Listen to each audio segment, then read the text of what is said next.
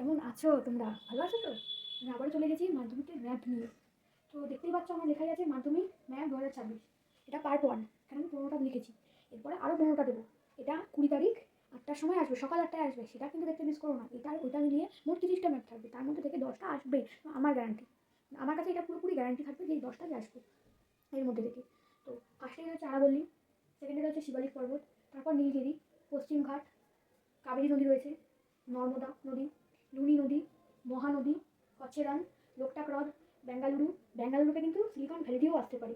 তারপর রয়েছে সুন্দরবন, ম্যানগ্রোভ অরণ্য। বলতে পারে যে পূর্ব ভারতের একটি ম্যানগ্রোভ অরণ্য বা ভারতের একটি ম্যানগ্রোভ অরণ্য। তোমরা এখানে সুন্দরবন দিয়ে দিতে পারো, কারণ আমরা জানি সুন্দরবনেই ম্যানগ্রোভ অরণ্য আছে। তারপর আছে দক্ষিণাত্য মালভূমি। দক্ষিণাত্য মালভূমিকে কিন্তু বৃষ্টির ছায়া অঞ্চলও বলে, তাই বৃষ্টির ছায়া অঞ্চল দিয়েও দিতে পারে। তারপর হচ্ছে করমণ্ডল উপকূল, যা আমরা সবাই জানি বছরে দুবার বৃষ্টিপাতযুক্ত অঞ্চল। এবং সর্বশেষে দিয়েছি আমি সর্বাধিক এবং সর্বনিম্ন জনঘনত্বপূর্ণ রাজ্য। সর্বাধিকে কিন্তু রয়েছে বিহার এবং জনঘনত্বপূর্ণ রাজ্য সর্বনিম্নতে রয়েছে অরুণাচল প্রদেশ। তো এই 15টা আমি দিয়েছি। এর মধ্যে থেকে আমি শিওর আরও 15টা দেবো, তার মধ্যে থেকে 10টা আসবেই। তো জানি 10টা অবশ্যই করতেই হয়। তো এগুলো ঝটফট করে ম্যাপ করে নাও, তারপর আমি আরও 15টা কালকে সকাল 8টায় দিচ্ছি। ভালো লাগলে লাইক